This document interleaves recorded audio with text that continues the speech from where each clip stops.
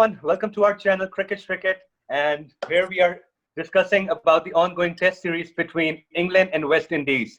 So we witnessed a fantastic 5-day first test match between England and West Indies, and an amazing test match came to an end with West Indies with a victory by 4 wickets. And we are here to analyze it in detail with our two friends, a very good friend of ours, Mr. Ashur Jawad and Mr. Uzair Rahman. Hello. Hello, people. How are you? I'm good. Zanmai, how are you? Zaid, hello. Hello, how are you? We're doing good. Hope We're you're doing well, good. So guys. What a good way to start So off I'll with start international with, cricket, I think. I'll start with you, Mr. Ashur. So how did you feel? How was this first test match, right? According to your expectations? I think we could not have asked for anything more. An extremely gripping, intense test match that went into the final session on day 5. And excellent cricket overall. And I think a great result for West Indies cricket as well. They're now 1-0 up ahead in the series against what many had expected. And especially when the day one started, I think it rained almost the whole day. Exactly. And people were expecting this to be a dull test match for the next 4 days. But yes. And it ended in 4 days, basically. Even more interesting. Even more interesting. Absolutely. The comeback, the cricket coming back was a bit disappointing with 17 overs just being played on the first day. And it rained throughout the day, and there was more rain expected on day 2 and day 3. But thank God the weather got cleared, and we had a brilliant test match with West Indies being victorious. And it was a great result for cricket overall, because everyone wrote off West Indies at the start of the test series, even before the test match began. But the way Jason Holder led his team, other players chipping in, exceptional. Campbell, I think Jason Holder was exceptional as a leader as well as that he was phenomenal. His captaincy on the field, the way he bowled, it was just brilliant. Exactly. Yeah, Jason Holder was exceptional as a leader, exceptional as a player, and exceptional as an all-rounder. Let's have a look at the match summary. Finally coming through after all these years struggling through the test matches. They were struggling through the test matches, and finally now they're becoming a formidable test side as well, giving strong messages to other teams. Exactly. I think they won the last series against England as well at home in the Caribbean. They won 2-1, and they even won a test match in England in 2017. So their recent track record against England is very promising. Let's have a look at the match summary, as you're saying. I'll just quickly... Yeah, let's just go ahead. Yes. Let's go ahead. I'll just put the match summary on now. And here it is. But before that, let's have a look at this picture. Before the game began, the players, they got on their knees to express support for the Black Lives Movement, which is picking up pace around the Western world. And we also have our full support for this cause, and we say no to racism. Now, moving on, it's a very strong message, very good to see. And absolutely, with everyone backing this, it's just brilliant that everyone's on the same page and supporting the great cause. Absolutely. Now let's have a look at the match summary. Uzair, I would like you to go through it. England in the first innings, after winning the toss, they chose to bat first. Ben Stokes was the stand-in captain in the absence of Joe Root. So Ben Stokes, being the high scorer of West England, were able to score only 204 runs and were all out in the first innings. Jason Holder being the pick of the bowlers with 6 wickets. And I think that was the spell of Jason Holder, which really put West Indies in a dominating position early on. Absolutely. And then West Indies in their first innings batted really well, scoring 318 runs with Craig Braithwaite being the high scorer, and Ben Stokes, the captain of West England, taking 4 wickets in the first innings. Both captains were the highest wicket takers in the first innings from both the sides. And then in the second innings, England they started off well, but at the end, Shannon Gabriel, as you can see, picked up a 5-wicket haul, and England were able to score 313 runs. I guess Gabriel's spell was world class. I think that turned the game. A game changer. Exactly, because at one point it seemed that Ben Stokes and Crawley, when they were batting, it seemed that England would run away with the game. And then Gabriel came up with a burst and got 5 for 75. And I think that earned him the Man of the Match award. What do you think, Zach? I think Gabriel, with his with the new ball, he was lethal, very lethal with the new ball, even in the first innings as well. He was giving you early breakthroughs, and his pace was really good, over 90 miles per hour. And then Blackwood led the chase. West Indies were 27 for 3, lost 3 wickets early, and Campbell got retired hurt with a broken toe, suspected broken toe. But Blackwood 95 played a brilliant innings and saw West Indies home. But even though I just talked about it, Shane Gabriel is the man of the match for his 9-wicket haul. But it was Jason Holder who put West Indies on track on day one. And we'll have a look at his wickets right now. 6 for 42 in the first innings on day two. Have a look. So this is the first wicket, trapping Crowley leg before wicket. Okay, Jason Holder, I believe, has been a very underrated fast bowler in the world. I believe Yes. right now in the ongoing, right now he's the number one all-rounder in Test cricket, I believe, according to your rankings. Yeah, Yep. and he got these quick wickets on day two that turned things around. A couple of them. So he has a very good, LBW. he has a very good arm action. He has a very smooth bowling action. If you see his action, Exactly. he has the tendency of both. He has the tendency of moving the ball inside and outside as well. Exactly. Yeah, And Zach, I and think he that has an advantage of his height.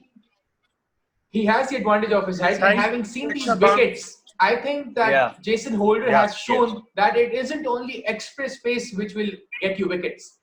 As we just saw in this video, even gentle medium pace, if you pitch it in the right areas as Jason Holder does, and you have a good seam position, you'll get rewarded.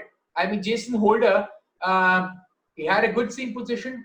He pitched the balls in the right area and then let the pitch do the talking.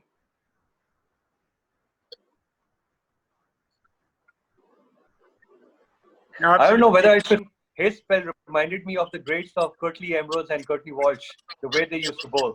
It was after a long time I've seen someone bowling and taking advantage of his height and swinging both the sides.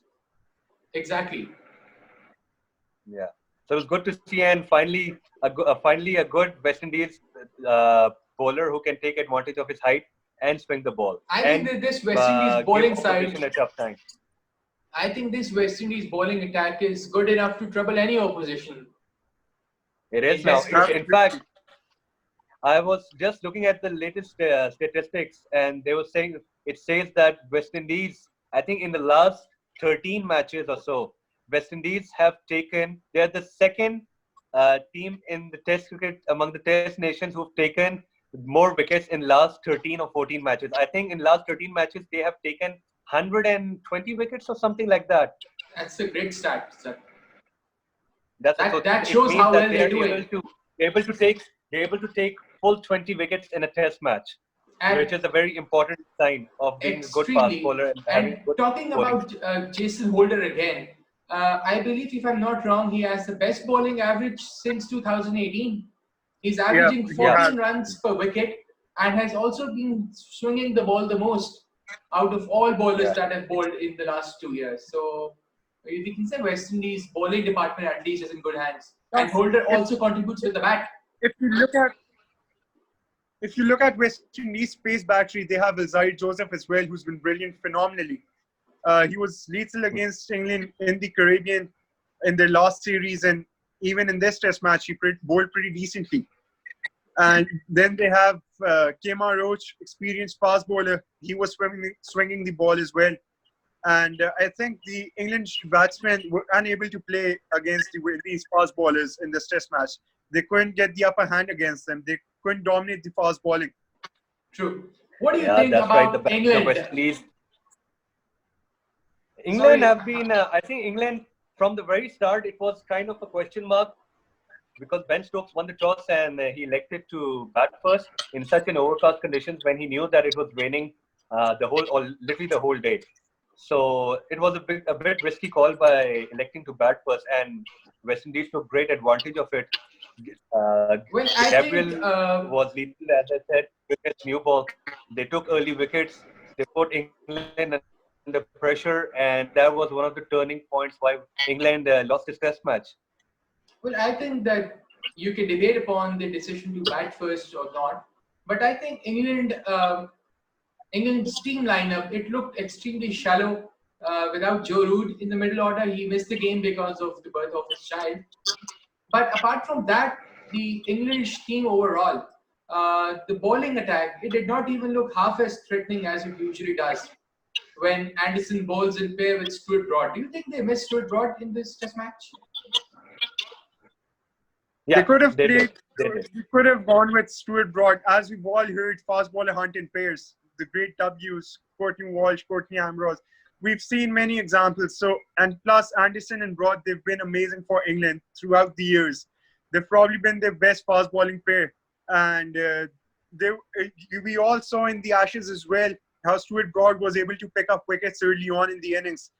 We saw how he took, I think, he got David Warner out in all the innings in that series. He did, yes. So I think picking up early wickets was the key for England, and they were unable to do so. And plus, Stuart Broad was bowling brilliantly throughout the test matches before the global pandemic took place. And even in the nets, he was swinging the ball. We all saw videos. So dropping him for Mark Wood, who couldn't have an impact on the game, was a bit strange for me. I think inclusion of Mark Wood was strictly because of, I think we've discussed in our early video as well, that the change of law, that the saliva will not be used on the ball. That was one of the reasons I think they went for pace instead of swing, because they thought that during the mid innings or during the pace of play, during the course of play, the ball will not be able to swing that way where it used to be during the early stages. So maybe they thought that they should go more with the pace with Mark Wood. But unfortunately, Mark Wood was not that good in his bowling. I think his line on length were a bit wavered. Do you think they should have gone ahead with Mark Wood? Stuart Broad was there, he would have bowled much better because he had the experience. Exactly. I think there was no need to go ahead with Mark Wood when you have Jofra Archer as a pacer. That's true. He's extremely... And I think Jofra Archer, I must say Jofra Archer bowling in the fourth inning, that was one hell of an inning, one hell of a bowling spell I've seen in a long yes, time. and he also shut up Dino Best. You might have come across his tweets criticizing Jofra Archer's selection, and I think Jofra has answered him with his... he has. Yeah, it was a wonderful spell. He needed some time in the first innings. He couldn't bowl so well in that, but in the second innings, we all saw what he did. To all the batsmen, his bouncers were just brilliant. Something we've all missed. True. What do you guys think about the umpiring? It seemed like that he just wanted to rip their head off. Oh yeah, exactly. He also broke Campbell's toe, fractured it with a Yorker. He didn't take a head off. But thank God he took Campbell's. It was good to see. It was actually good to see Campbell. It was good to see Campbell coming back, and hitting the winning runs. Came back because his team needed him, and with his broken toe, he made sure that he was there. He was staying on the wicket, and he helped finish the match. Yeah, he hit the winning runs, Campbell. Yeah. Okay, guys, what do you think about the umpiring? Because in this test match, we've seen that the ICC has allowed 3 reviews per side. Normally, it's 2 because most of the umpires, they're local umpires. In fact, all umpires, all match officials are local. So in order to not have any impression of bias, the ICC allowed 3 reviews in this test match. I think this was a good decision because the umpiring was absolutely pathetic. It was shocking. It was shocking throughout the test match. Yeah. From ball one, it was just shocking. Like the umpiring standards were really poor. Richard Kettleborough, we saw so many decisions being overturned by the DRS. Exactly, and I think 6 to 7 decisions were overturned on a DRS, and about 2 dismissals were on no balls. Both of them were identified, of course, but there were no balls which weren't called by the on-field umpires. Yeah. Hopefully we'll get to see some improvement in umpiring next coming test matches, and because obviously you don't want any umpiring error, and as an umpire you don't want your record to be kind of get messed up. Absolutely. Ashok bhai, talking about the West Indies team now, what do you think without Shimron Hetmeyer and Darren Bravo, the 2 main players in the test side, they just played brilliantly throughout the test match. Their batting, especially Blackwood, replacing them, and then we have other players as well. Dowrich, he showed some courage in the first innings. I mean, you're talking about Hetmeyer, you're talking about Bravo. They are kind of players. I don't think they're like a proper test specialist. Hetmeyer, if you see, he's more of a stroke playing, kind of a stroke playing like a T20 player. So his kind of technique, I don't think. They've been the two most consistent players in their test team. Yeah. Like they've always been there. They're in their team. And yet it seemed like they didn't even miss them. The way West Indies played, it didn't seem like they were missing them at all. Yeah, absolutely. Especially Blackwood, the way Blackwood played, it just shows that even without Hetmeyer, they have a strong bench, and that's a good And sign the for West Indies uppercuts that he was trying, Blackwood, exactly. No, he wasn't He shying played away from so playing strokes. comfortably, especially. Exactly. He wasn't shying away from playing strokes, and both times he got out due to rash strokes. You could say they were aggressive shots. Yeah. In the first innings as well as in the second innings. So, guys, what do you think? West Indies should stick with this 11th winning combination for Old Trafford? Yeah. Yes. They should. For sure. They should. It's a winning combination. The ball in a winning combination. Yeah. So West Indies I'll should stick go with those. I think they should go with the winning combination. Why break a starting 11 when you have your players who can go against this kind of England team? And I think England team is probably one of the most weakest teams I've seen in a very long time. They keep finding ways of losing at home in Test cricket. They've been losing a lot lately at home. I don't think even if you have Joe Root Talking about in the starting 11, I don't think Joe Root will be a big factor, to be very honest. Because if you get Joe Root out early, that will put an immense pressure on the England batting middle order and lower order. And I think England's lower order is probably very weak, getting weaker and weaker now. Right. And talking about England's batting, of the best player in limited overs cricket, but his performances in the test matches, they've been below par. They've been poor for his standards. And I think Johnny Bairstow and Josh Butler, we have great expectations from them. Plus, I think England missed Moeen Ali in this test match as well. Dom Best, yes, he's a nice player. He's a decent player. But I think the impact Moeen Ali has and the balance he provides with the England side they just missed that. Without a doubt. Plus the opening batsmen. I don't think they have they had any settled opening pair since Alistair Cook retired. Exactly. And I think Joe Denley is a big liability in the order, in the middle order as well. Joe Denley. I think England have tried the most opening pairs in world cricket since Alistair Cook has retired. So they need a settled pair and they need the right combination at the top so that it provides them with the right start, the start they need for the test match. I agree. I think England need to get their mess sorted as soon as possible because after the series, it's Pakistan ahead. And they need to find playing 11 a good combination that is not only able to win this series against the West Indies, but also put up a good show against Pakistan. What do you guys think England need to do in the next test match? What two or three changes you think we're going to see for Old Trafford? I think West Indies will stick with the same side. We all saw what Roston Chase did in the fourth innings. He picked up 2 crucial wickets and he provides them with an off-spinning option plus their pace battery. It's been amazing. Even in the World Cup, we saw the impact they had. And I think for England, they might bring in Stuart Broad for Mark Wood or they might bring in Chris Wokes for Mark Wood. He can provide them with some batting option. And I think Joe Denley wasn't amongst the runs. He played some rash shots. He threw away his wickets after doing such hard work, after surviving the initial stages of his innings. And he just threw it away cheaply. So he might be replaced with Joe Root. He'll definitely be replaced. Joe Root will be the captain. And he'll come back in the side in the second test match. Zach, what do you think? Yeah, I'll go with Uzair. I think Stuart Broad is a very good bowler. And I think he still has something in him to give to England cricket team. And I'm sure he will be back and he will replace Mark Wood. And secondly, Joe Root should be back. He will be back. He is the captain. He'll definitely be he will be back. and he will replace Denley because Denley has been giving away his wicket and he's playing some rash shots.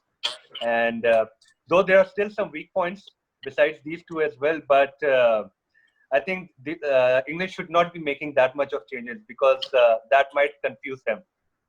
So I think they should just make just a couple of changes and stick to these same players and just go hard on West Indies next time.